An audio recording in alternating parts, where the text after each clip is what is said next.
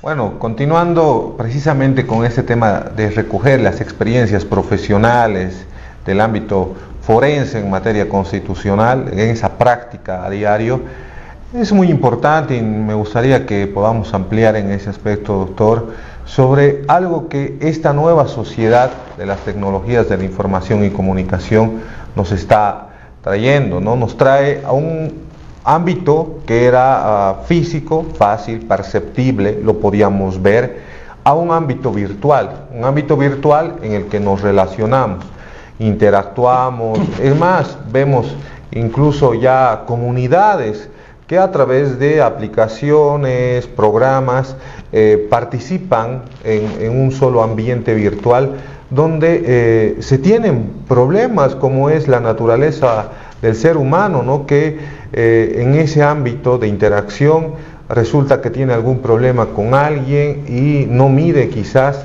el impacto de su conducta y hace algún reproche, algún ataque a través de una red social, que por su naturaleza esto tiende a viralizarse y el daño es bastante significativo cuando hablamos de ataques a la dignidad, al honor, a la imagen de las personas, ¿no? Hemos visto casos respecto a parejas que pelean y terminan peleándose en una red social. Hemos visto el caso de cobros extrajudiciales que también terminan siendo atacando al deudor por una red social respecto al incumplimiento de alguna obligación civil. Y como hablábamos hace un momento, ¿no? Nadie puede hacer justicia por mano propia, todos tienen derecho a un debido proceso, que evidentemente por el gasto que significa, por esa retardación de justicia, a veces uno no opta por ese lugar y opta por otro camino. Y en esto, pero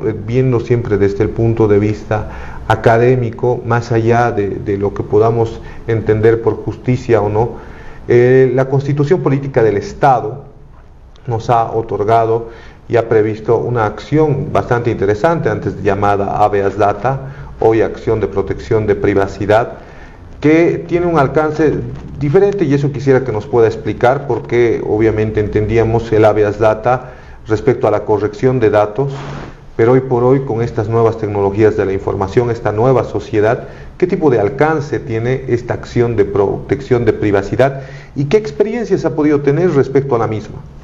La acción de protección de privacidad está regulada y positivizada desde el artículo 131 en adelante de la Constitución Política del Estado. Y bueno, tenía una nomenclatura, como usted me dice, doctor, anteriormente señalada como habeas data. La concepción inicial de esta acción estaba direccionada a proteger el derecho a la privacidad en su dimensión positiva, solamente en la dimensión positiva, y para ello debemos ser bastante específicos. La privacidad tiene dos dimensiones: una negativa, donde no debes invadir el ámbito íntimo de la persona, que permito dar ciertos ejemplos. Toda persona tiene una vida íntima en su casa, no puedes entrar allanando su casa. Toda persona tiene una vida íntima a través de las comunicaciones que tiene con otro ser humano. No puedes interferir, como lo que decían antes coloquialmente, pinchar los teléfonos para escuchar qué dice esa conversación. Todas las personas tienen derecho a la intimidad en su correspondencia privada. Si vas a mandar de alguna forma una carta física a otra persona, nadie puede abrirla y leerla. Esa es la dimensión negativa, no interferir en la vida íntima de las personas. Pero la intimidad y privacidad también tiene una dimensión positiva. Esa es la complejitud de los derechos y la necesidad de podernos imbuir de qué es un derecho, cuáles son sus elementos, cuál es el núcleo esencial de ese derecho, porque creo y estoy convencido que conociendo qué derechos tienes, cuáles son las dimensiones de ese derecho, también tienes la oportunidad de defenderlos, porque ante el desconocimiento del ejercicio de derechos, bueno, siempre vienen las lesiones. Y volviendo al tema, la intimidad en su derecho a la dimensión positiva, ¿qué supone? Supone que solamente ciertos datos de nuestra vida privada se almacenan en base de datos de registros públicos o privados, para fines de una utilidad colectiva. Ejemplo, el nombre, todos tenemos el derecho a una identidad, Y una base de datos públicos que almacena yo hoy por hoy, ¿cuál es? Es CEGIP, es Ceresi.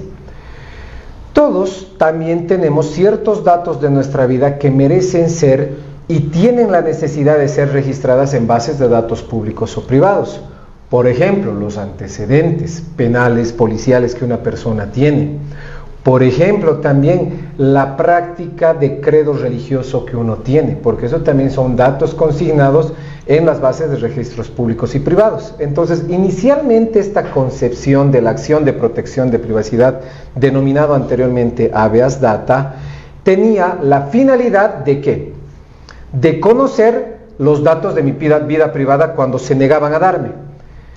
Por decir, y dando un ejemplo, yo iba a la base de datos públicos y yo le decía, hey, déjame conocer qué datos de mi vida privada estás almacenando. Entonces había esa obligación que me hagan conocer esos datos que registraban con relación a mi persona.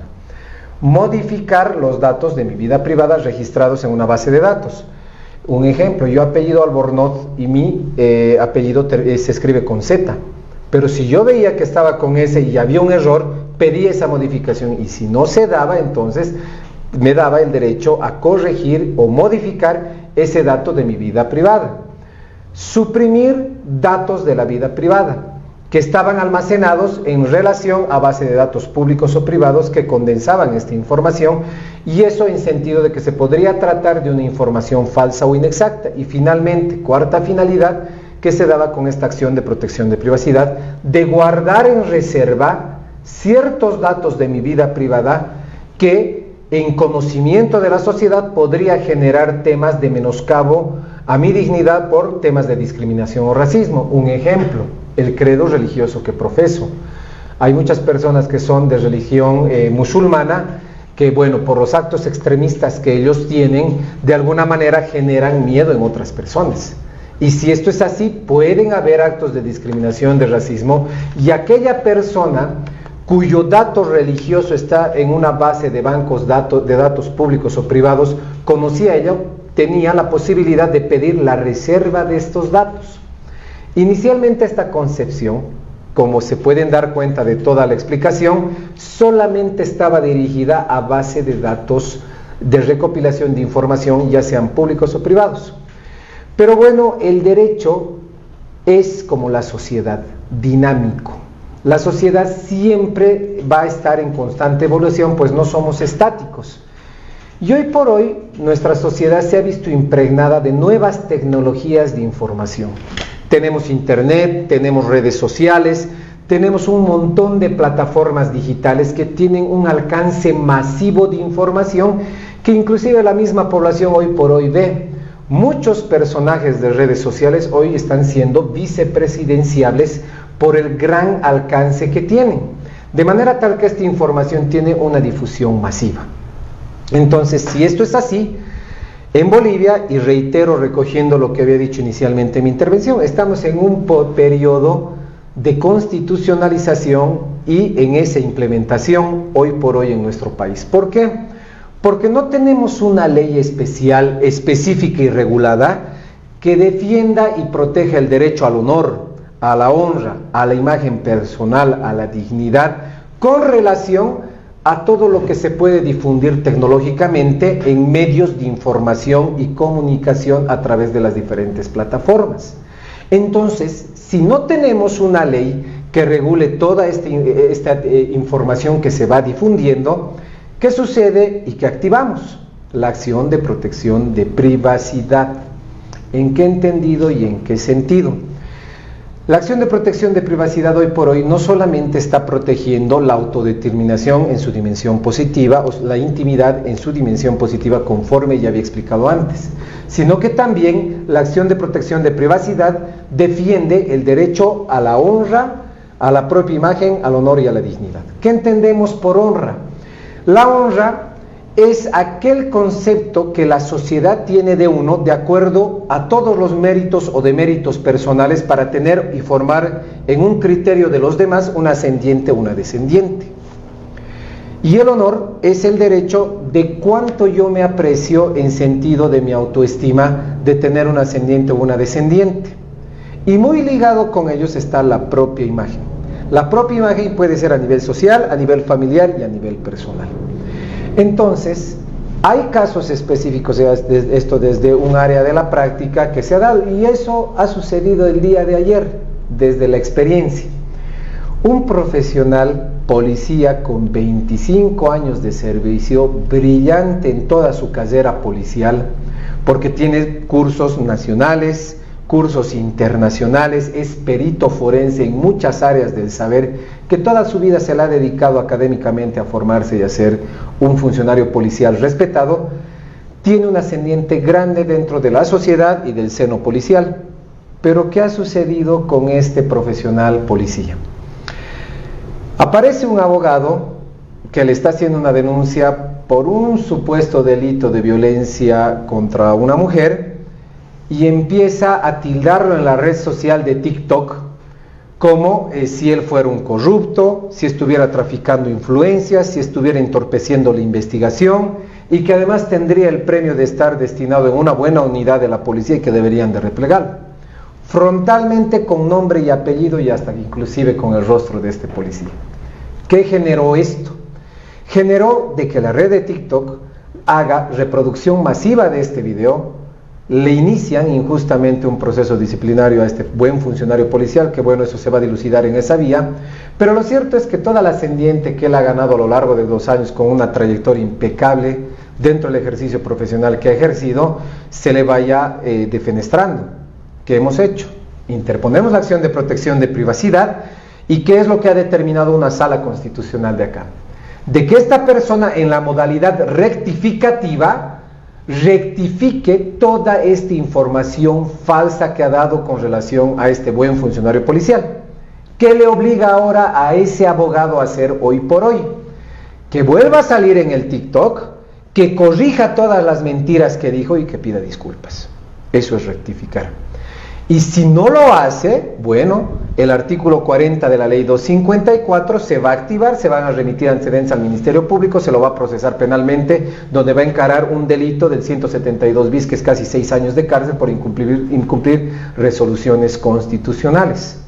A partir de este ejemplo práctico que les doy, se puede de alguna manera demostrar cómo es que la acción de protección de privacidad, en una salvaguarda de no existir aún una ley específica que merece ser legislada, merece ser promulgada, que vaya a proteger la honra, el honor, la imagen personal, la ascendiente de las personas, que puede ser vulnerada a través de una red social, hoy por hoy la acción de protección de privacidad lo está haciendo.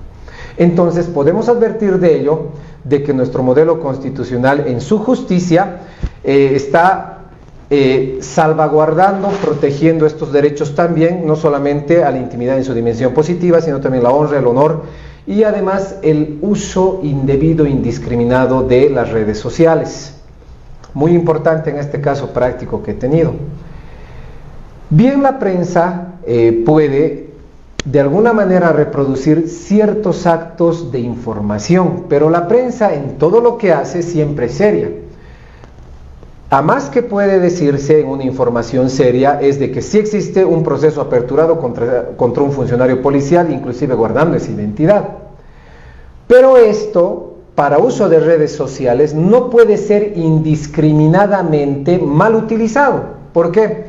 Porque hay personas que utilizan la nota de prensa, la publican en su TikTok como si fueran un medio de retransmisión de lo que la prensa ha hecho, y es ahí donde dan su opinión subjetiva, cargada de animadversión, de discriminación y de odio, dañando los derechos de otras personas. De manera tal que hoy por hoy, para evitar esos usos indiscriminados, tenemos la acción de protección de privacidad, que de alguna manera está regulando también ello. ¿Y todo por qué? Porque estamos en un periodo de derecho constitucional donde las obligaciones convencionales no pueden ser ignoradas. ¿En qué entendido? Los ciudadanos tienen que entender, aquellos que están acostumbrados a salir en redes sociales defenestrando la honra de otras personas, tienen que entender que el derecho de libertad de expresión no es absoluto. El artículo 19 del Pacto Internacional de Derechos Civiles y Políticos, en su numeral 2, ha establecido que el límite al derecho a la libertad de expresión está en la reputación y honra de las demás personas. Puedo dar una opinión o información o una libre expresión con fines académicos, sí, con fines informativos como lo hace la prensa, sí, pero no puedo manchar la honra ni la dignidad de otras personas porque ese es el límite convencional que existe, y cuando esto no se respeta, la acción de protección de privacidad se activa. Doctor, para entrar ya a la recta final, usted hacía referencia acerca de un ejemplo de funcionario público, en este caso policial, pero hay otras personas, funcionarios públicos, municipales, gubernamentales, a nivel nacional sobre todo, que juegan el rol de juez y parte, que violan la privacidad de cualquier ciudadano. Hay casos recientes que se han ido divulgando, no solo que yo te grabe y lo suba, sino la misma gente está cansado de estos atropellos de los malos funcionarios. Hay funcionarios de juez y parte, valga la redundancia, que van son intrometidos en sus hogares, que se graban y algunas de las veces van en estado de ebriedad. ¿Qué se puede hacer en este tipo de casos, doctor? Juez y parte. Y para el colmo, te denuncian a ti por haber divulgado ese video. Lo que se puede hacer en estos casos cuando existen este tipo de filmaciones indebidas y se están reproduciendo en una red social es precisamente lo que hace un momento explicaba: interponer una acción de protección de privacidad, pero en su modalidad supresiva. ¿Qué va a determinar el juez con ello? De que esa información mal utilizada que está dañando la honra de otras personas se elimine de la red social. Y eso va a evitar de que exista mayor difusión de este elemento probatorio que, aún fuera, digamos, introducido dentro de un proceso, objeto de una investigación o para una denuncia, tiene que ser pues, un elemento que sea ponderado por la autoridad correspondiente, no para ser utilizado indiscriminadamente en una red social que lo único que hace es dar mala información, es crear criterios sesgados en la población y además también generar un juicio mediático de lo que podría estar sucediendo en un posible conflicto, ¿no? Pero esto, muy importante también, tiene que observarse por la legitimación activa, ya lo había dicho, es la capacidad de demandar la legitimación activa. ¿Quién tuviera que interponer esta acción de protección de privacidad? El directo agraviado que aparece en esas imágenes que estos funcionarios hacen de juez y parte, ¿no? Y si se cumple con ese requisito de admisibilidad y del directo agraviado que lo va a plantear, la acción de protección de privacidad es un recurso idóneo o es una acción idónea para lograr la supresión de estas imágenes que se pueden reproducir indebidamente en una red social. Doctor, realmente el dominio de su materia queda demostrado, ¿no? Con toda la forma de expresarse, la forma de explicar, y lamentablemente a veces en televisión el tiempo es muy injusto. Notará que no le he hecho preguntas sobre la acción de libertad, pero quienes lo conocemos sabemos que en los diferentes cursos y demás que ha dado tiene bastante conocimiento, y eso se trata con bastante técnica, porque no solamente es una acción de libertad prevista como antes o concebida sobre la libertad física o personal, sino en la evolución que ya ha tenido, que eso espero que lo podamos tocar en otro programa porque es bastante amplio. Pero como señalaba hace un momento Harold, ya estamos en la recta final y no quisiera que nos vayamos sin por lo menos precisar la acción popular, en qué tipo de casos podríamos plantear. Y hemos visto y hemos escuchado un principio que precisamente para la protección del derecho al agua en su faceta colectiva, pero ¿qué otro tipo de situaciones podrían demandar desde su experiencia, desde las acciones que ha defendido o ha tenido que interponer respecto a la acción popular, se pueden dar, y el ciudadano tiene que tener ese conocimiento y esa seguridad de que si de alguna forma algún derecho está siendo mermado o está siendo vulnerado, puede acudir, o cuándo puede acudir a una acción popular? Bueno, qué interesante pregunta. Desde ejemplos prácticos que podemos dar, y eso es algo que ya ha sucedido en Cochabamba, y eso es algo que prontamente tal vez se vuelva a dar, tema de la basura. Tenemos un botadero cerrado, las calles se han inundado de basura.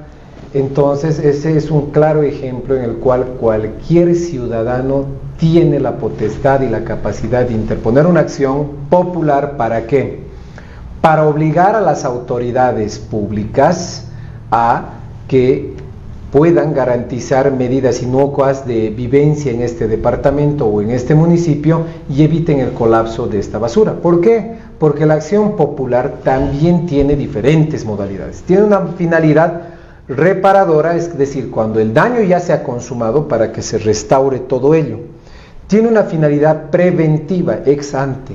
Se da antes de que el suceso se vaya a acontecer. Y hoy por hoy sabemos que tenemos un tiempo limitado por una sentencia agroambiental que ha dado un periodo de gracia para la apertura del botadero de Caracara en Cochabamba, pero que ese tiempo va a fenecer. ¿Y qué va a pasar? La alcaldía tiene que abrir diferentes celdas, tiene que garantizar un nuevo botadero para evitar que nos inundemos en basura, para que los lixiviados no se vayan a producir y para que nuestra salud no esté en riesgo. Entonces ahí es una perfecta oportunidad de interponer una acción popular.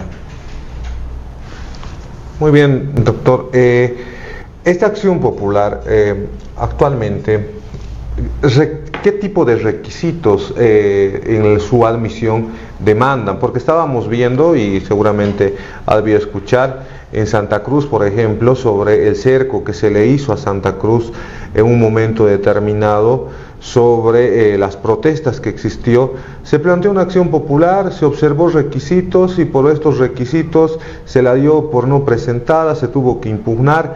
Estamos hablando de 2 a 3 años aproximadamente, que vuelve del Tribunal Constitucional Plurinacional y dice: debió admitirse, debe ingresarse al análisis de fondo, y precisamente en fecha se ha señalado para estos días para que se pueda sustanciar esta acción popular. Esta acción popular tiene requisitos respecto a la legitimidad activa, o qué establece nuestro Código de Procedimientos Constitucionales. Qué buena pregunta. A ver, sobre esto debemos de señalar: la acción popular, al igual que la acción de libertad, es aquella que no reviste ninguna formalidad.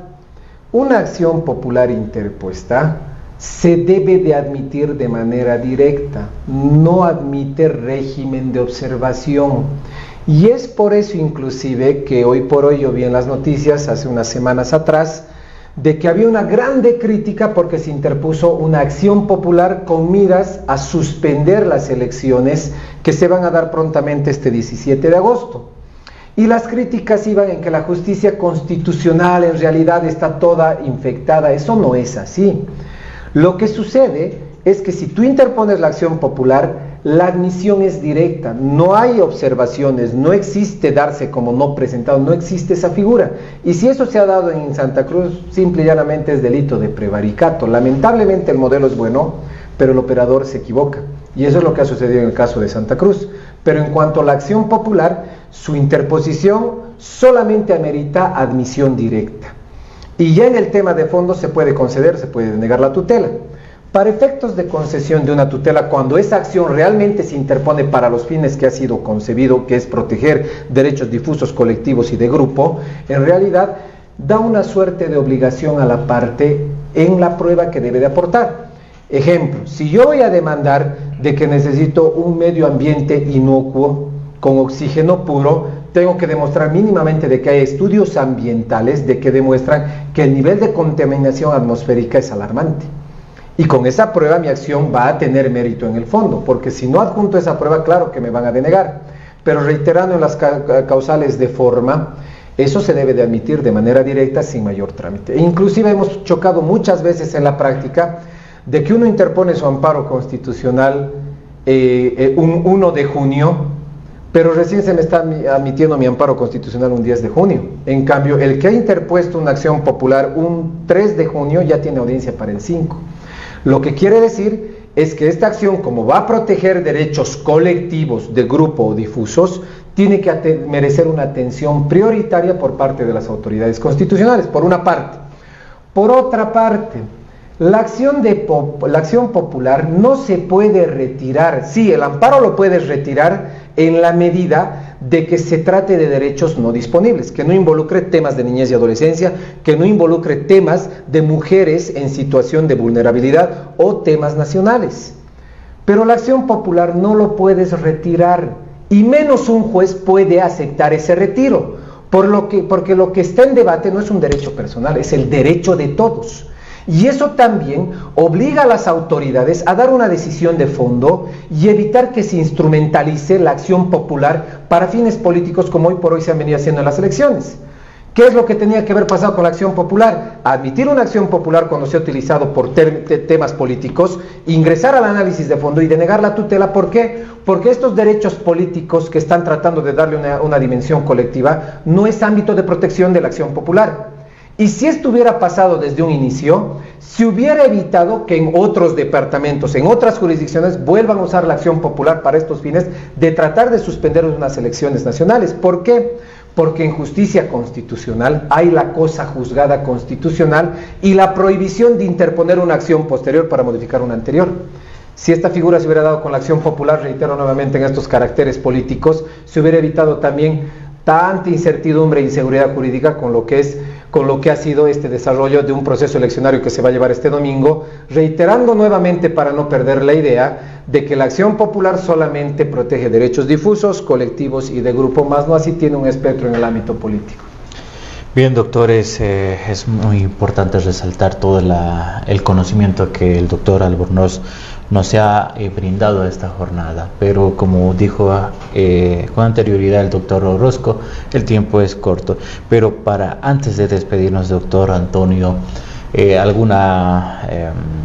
algún número de contacto que tenga, dirección, ¿cómo se puede contactar o apersonar a su oficina? Bueno, mi oficina queda ubicada en la calle Antesana, entre Ecuador y Venezuela, Torre Infovest, piso 3, oficina E. Mi número de celular es el 62631734.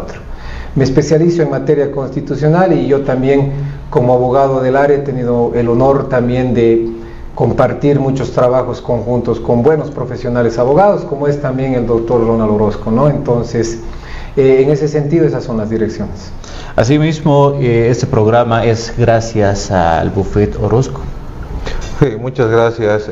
Antes de despedirnos, quiero agradecer de sobremanera precisamente al doctor Antonio Albornoz, a quien lo considero un gran profesional, no solamente en el ámbito cochabambino, sino tiene en el ámbito nacional. Precisamente tiene el nombre muy bien ganado. Él ha defendido bastantes acciones y hemos contado realmente con una presencia de lujo respecto a todo el conocimiento que tiene. Y bueno, apelando también a su comprensión, que por favor nos pueda acompañar con seguridad en posteriores programas y poder realizar también otra actividad académica con todos esos conocimientos que el día de hoy se han desplegado y se han mostrado en este programa. Muchas gracias por la presencia. Ha sido mío. Muchas gracias por la invitación. Nos despedimos, doctor. Muchas gracias. Hasta un próximo programa.